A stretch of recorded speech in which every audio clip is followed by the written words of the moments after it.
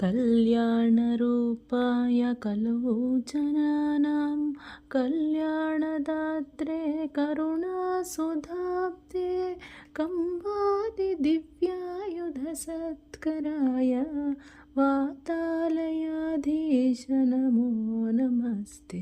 नारायण नारायण नारायण नारायण नारायण नारायण नारायण नारायण नारायण नारायण नारायण नारायण नारायण नारायण नारायण नारायण नारायणेत्यादिजपद्भिरुच्चैः भक्तैः सदा पूर्णमहालयाय स्वतीर्थगाङ्गोपमवारिमग्न निवर्तिताशेषरुचे नमस्ते। नारायण नारायण नारायण नारायण नारायण नारायण नारायण नारायण नारायण नारायण नारायण नारायण नारायण नारायण नारायण नारायण ब्राह्मे मुहूर्ते परितस्वभक्तैः सन्दृष्टसर्वोत्तमविश्वरूपा स्वतैलसंसेवकरोगहर्त्रे वातालयाधीश नमो नमस्ते।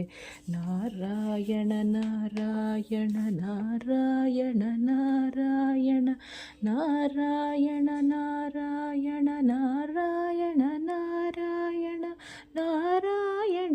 नारायण नारायण नारायण नारायण नारायण नारायण नारायण बालान् स्वकीयान् तव सन्निधाने दिव्यान्नदानान् परिपालयद्भिः सदा पठद्भिश्च पुराणरत्नं संसेवितायास्तु नमो नमस्ते।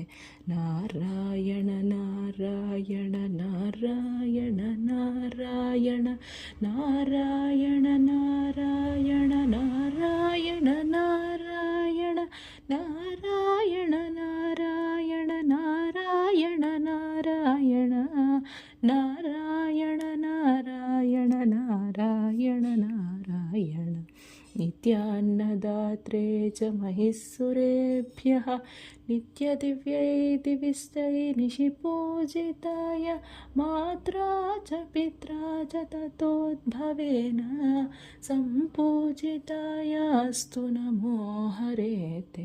नारायण नारायण नारायण नारायण नारायण नारायण नारायण नारायण नारायण नारायण नारायण नारायण नारायण नारायण नारायण नारायण अनन्तरामाख्यमहिप्रणीतं स्तोत्रं पठेद्यस्तु नरस्त्रिकालं वातालयेशस्य कृपाबलेन लभेत सर्वाणि च मङ्गलानि। नारायण नारायण नारायण नारायण नारायण नारायण नारायण नारायण नारायण नारायण नारायण नारायण नारायण नारायण नारायण नारायण गुरुवातपूरी च पञ्चकाख्यं स्तुतिरत्नं पठतां सुमङ्गलं स्यात् हृदि चापि विशेति हरिस्वयं तु रतिनाथाय तुल्यदेहकान्तिः। नारायण नारायण नारायण नारायण नारायण नारायण नारायण